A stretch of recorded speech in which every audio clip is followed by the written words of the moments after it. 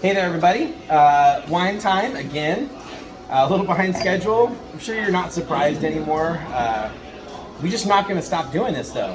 One thing I will ask before we even get into this video is if you have pickups here, please come pick them up. We have a massive stack of people's wines that we'd love to get out of here so we can make room for more wines, as we are attracting more people to join our wine club. So let's jump into it. We're going to start out this month with a little Tilth Napa Valley Sauvignon Blanc. This is produced by Driscoll Wine, a young winemaker.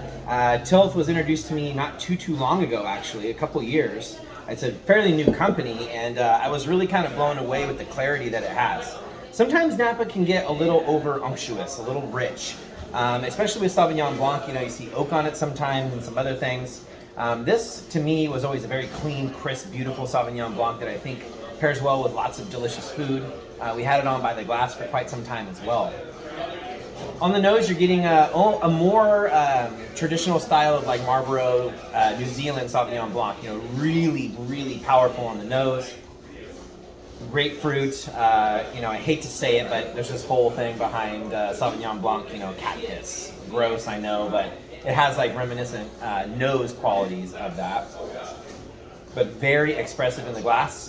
Very big in the glass.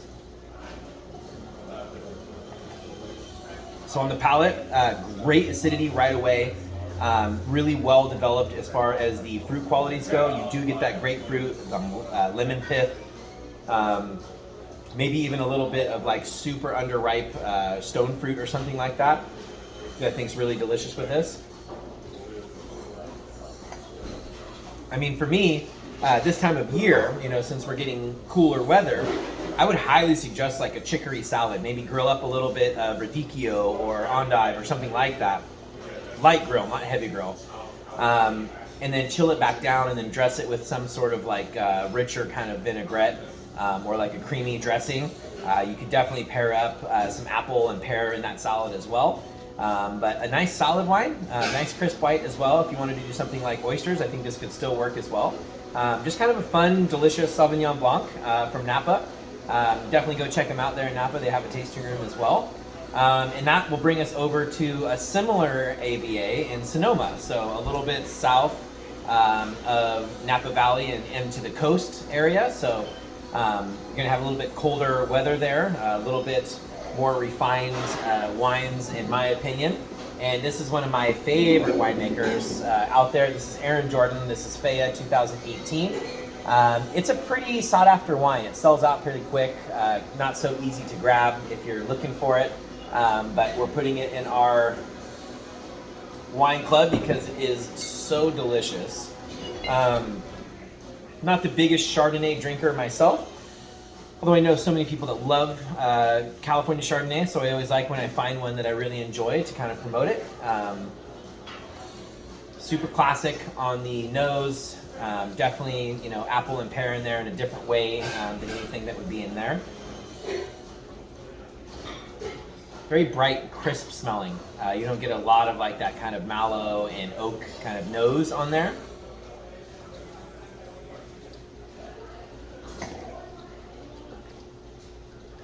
So not much to say other than it's fantastic Chardonnay. Really well balanced, beautiful acidity and richness, and perfect tandem. This is just calling out for some roasted halibut with like beans, so white beans and maybe some braised kale. You can get away with some more of the greener kind of profiles with this wine, I think. But that beautiful, you could just drink this on its own too. This, I mean, any of these wines, of course, you can drink on your own, but we talk about food and wine pairings. That's kind of the focus of our wine club. So this one really just dedicated to like roasted fish with like a nice white bean, like puree, or white beans roasted and with rosemary and some other things, which is really funny because I've hated rosemary my entire life. And this year, ended up enjoying it when I had it in a couple of dishes, and now I'm going to be using rosemary, so that's kind of cool. Faya, Aaron Jordan, 2018, Sonoma County Chardonnay. Next up is a wine that was on our previous set for our tasting menu. We're trying to do that more often, so if you don't make it in for a menu, you can still at least try some of the pairing wines. This is Yves Leccia. This is the northern part of the island of Corsica. It's owned by the French. They really have specific varietals. They're very native varietal driven. This one is that varietal. You're going to have the same exact wine later on, showcased as a full red wine. So rosé now, red later. This is going to be Neoluce, which is a very close proximity family member of Sangiovese. They have their own style of it over on the island of Corsica, and Yves Leche is a pretty well-known producer. This is from Patrimonio, which is a spot right on the very northern tip of the island. It's kind of fun because, as you'll see, the rosé in the bottling on this is very similar to this. So once again, we have kind of both of those right there next to each other. Same grape varietal, just one made into a rosé. On the nose, you get a very stony kind of minerality, and I don't care what anyone says, that's a smell. It's for sure, like when you smell those wet rocks like from a river or something, there's a very specific smell to it. Very rich soil, has minerally kind of notes to it. Definitely at my house up in Auburn, there's a lot of iron in the dirt. It's very red, and that kind of has that same minerality to it, so definitely smell that on the nose. Also like some bright red fruits, raspberry I get, you know, that tart kind of raspberry, making me think, kind of making me hungry right now. Tomato. Tomato would be fantastic with this. Before I even taste it, I can tell you that tomato is going to go really well with this. And since we're in California, we get incredible tomatoes year round. Not fresh, but they can. They literally can tomatoes the same day, hours within they pick them. They are being canned. I think that's pretty cool, and that's something that you really don't see in a whole lot of other places outside of Italy and California. So,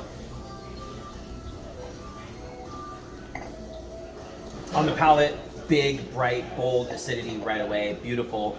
I mean, you're kind of finding that that's kind of a theme throughout all the wines that we put on our pairings. We try to have those wines that have beautiful balance and good acidity to give you that lift on the palate that makes you want to drink more. Definitely on those fruit qualities come through on the nose and in the palate. Really enjoy the bright kind of red fruit characteristics of this. To me, right now, I'm thinking beet salad. Like, get out of here with this. Roasted beets even, like, you know, with like some butter sauce over the top of them. But I love this wine with some like baby red and gold beets. The gold beets almost taste like corn. They're so sweet.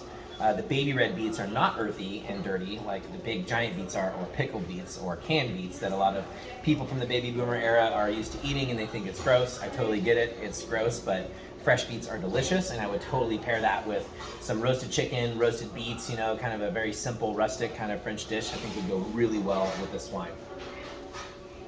Next up is a very fun wine. We wanted to put this on for a while. The pairing on this on the tasting menu was so fun. People were kind of wondering why the hell their red wine was sparkling. This is a lamBrusco, as you can see, nice and effervescent there. This is from Lini 910. They are in the kind of Emilia-Romagna area of Italy, and this is a red wine made with a sparkling kick to it. This producer made one of the only lamBruscos to ever receive 100 points from one of the score guides. We won't say who it was because it doesn't matter. But nonetheless, it's delicious. It's not just, you know, it's kind of seen sometimes lamBruscos as like cheap, sweet wine. This is not sweet at all. This is very savory on the nose. There's like a dark, rich, like purple and black fruit to this. Think like stewed prunes or stewed plums, some really like overripe kind of stone fruity qualities. There's some tobacco, some fresh tobacco leaf in there for me. Very fun to smell. There's a little bit of aromatic qualities of eucalyptus and some of those green mentholy kind of flavors that I think are really fun and interesting. So fun on the palate. Like I said, this is fully savory. There is nothing sweet about this wine at all, which I really like. This is, funny as it sounds, you know, a perfect pairing for something with a little spice. Think like if you were going to eat some lamb chops and red curry squash, which is in season right now. Red curry puree, like some paste, like some Thai red curry. Make a puree out of the red curry squash and the red curry paste. Maybe we have that on our menu right now. Yes. But that perfect balance of earthiness and a little bit of sweetness from the red curry squash, and then the spice from the red curry puree with some nice grilled lamb would be so good with this. I'm actually like thinking about taking some bottles of this home this weekend and making that for my family on our Sunday off, since we're launching a new menu next week. Delicious wine. If you've never had lamBrusco, wonderful way to get involved in it. Delicious. Next up, we talked about that Neo Luce. This is the red variety, the red version of this from Patrimonio. I really love this wine. It drinks so crisp and clean as a red wine, and a lot of red wine drinkers who drink very specific styles have a hard time not enjoying this wine. It's from the same exact area, same producer as the rosé that we talked about earlier. So northern part of the island of Corsica. On the nose, this is, this almost kind of comes off to me like a Grenache from the kind of southern Rhone area. Bright kind of red notes for sure, a very red varietal as far as the nose goes so far. A little bit of spicy peppercorn maybe, not chilies or peppers or something like that, but definitely layers of kind of pink and green and black peppercorn.